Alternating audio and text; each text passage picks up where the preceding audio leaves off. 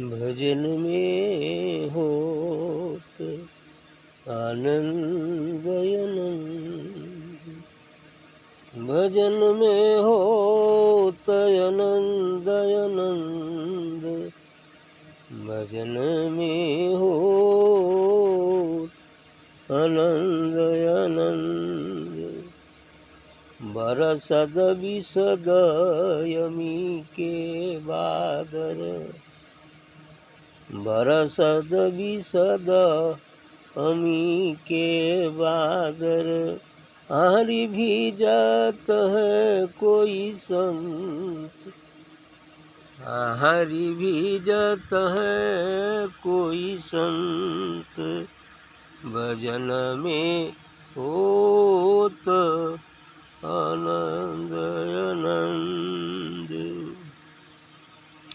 अगर बास जहाँ तत की नदिया, अगर बास जहाँ तत की नदिया, हरि मानो धारा गंग, अगर बास जहाँ तत की नदिया, मानो धारा गंग, करिय स्नान मगन होई बैठी, करिय स्नान मगन होई बैठी, चढ़त शब्द के रंग, भजन में होत आनंद आनंद,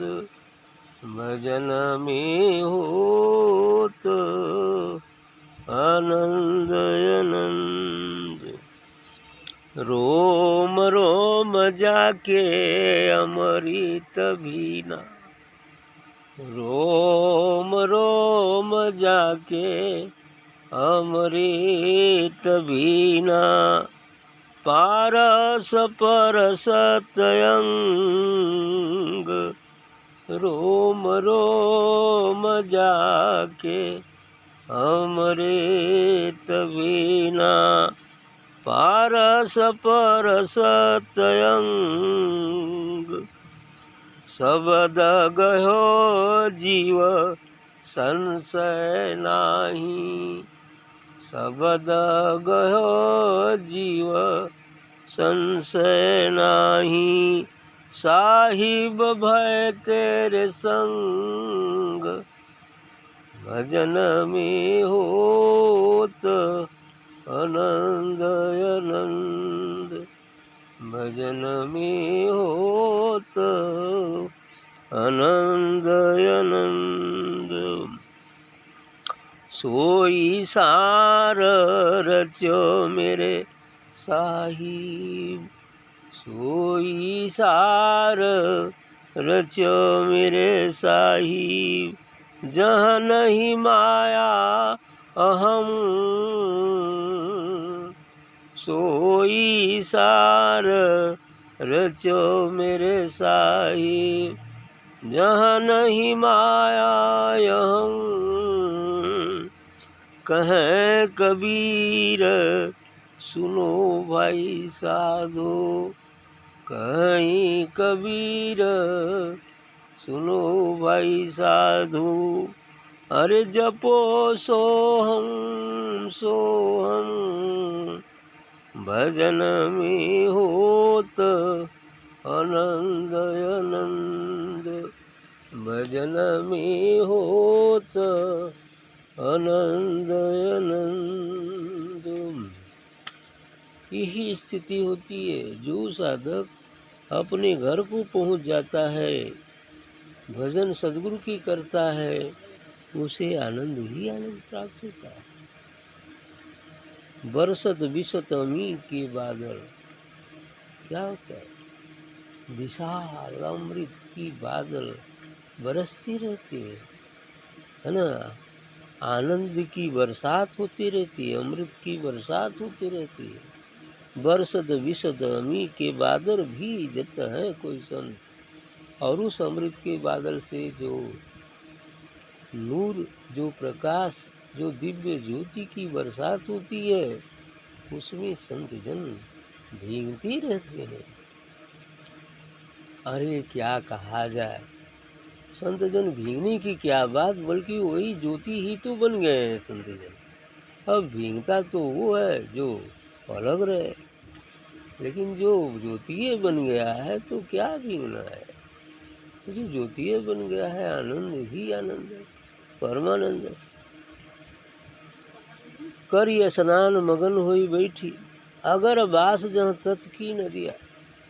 कहती कि उस सतलोक में अगर की सुगंध मिलती है, अगर की सुगंध का आनंद मिलता है। और इतनी नहीं, तत्व की नदी बहती है। तत्व का मतलब होता है उस नूर, उस प्रकाश, जो तत्व है। एको तत्व द्वितीयो नास्ति, तत्व तो केवल एक है। ब्रह्म एको ब्रह्म द्वितीयो नास्ति, ब्रह्म केवल एक है।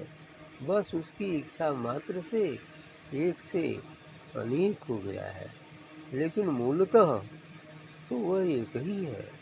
और वह है दिव्य प्रकाश, दिव्य ऊर्जा, दिव्य ज्योति, दिव्य आनंद। ये सब तो नाम कुछ भी नाम दे सकते हैं। तो अगर बास जहाँ तत्व की नदियाँ, और तत्व की नदी बहती है, अर्थात तो दिव्य नदी तो क्या, महासागर नदी तो एक किनारे से आबद्ध रहती है, बल्कि महासागर के ये जो सीमा रहित हो, ऐसा महासागर भी हो और वो भी उसकी भी कोई सीमा न हो, सीमा रहित हो जाए, ऐसा वो प्रकाश की नदी है या महासागर। करिए स्नान मगर चढ़त शब्द के रंग।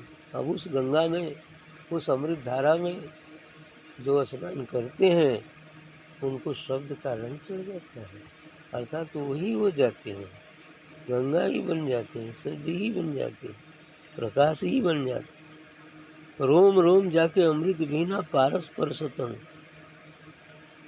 और जिनके रोम रोम से वह अमृत बीना हुआ है, अर्थात दिव्य प्रकाश ही निकलता है। रोम रोम पारस बन गया है ना।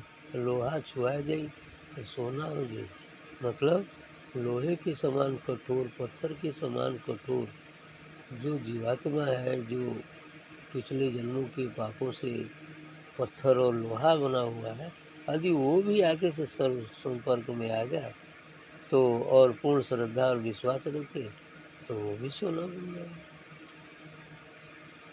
ये सोना बनना है, पत्थर से, लोहा से सोना बना हुआ है, तो सदगुरु ही सोना बना सकता है।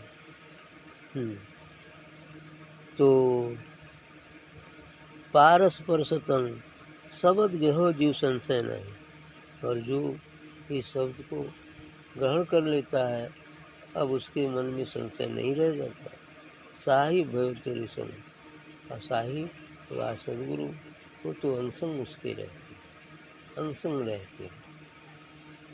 सोई सार रचो मेरी साहेब, जह नहीं माया है। उसी सार को कबीर साहब बता रहे हैं कि वहाँ न माया है, न कोई अहंकार है, न माया है और न अहम ही है। क्योंकि माया तो जब तक शरीर है और मन है, वहाँ तक माया है। जहाँ तक शरीर और मन है, वहीं तक माया और अहम है। जहाँ शरीर मन होते हुए भी नहीं है, वहाँ केवल आनंद ही आनंद है, वहाँ माया और अहम नहीं है। कहें कबीर सुनो गई साधो, जो जपो सोहम सोहम। इसलिए कहते हैं कबीर साहब कि वही सोहम भी एक शब्द है जो भंवर गुफा से निकलता है, परमात्मा की अति निकट। सोहम माने जो वो है वही मैं, सो हम, जो वो है वही मैं, ये सोहम।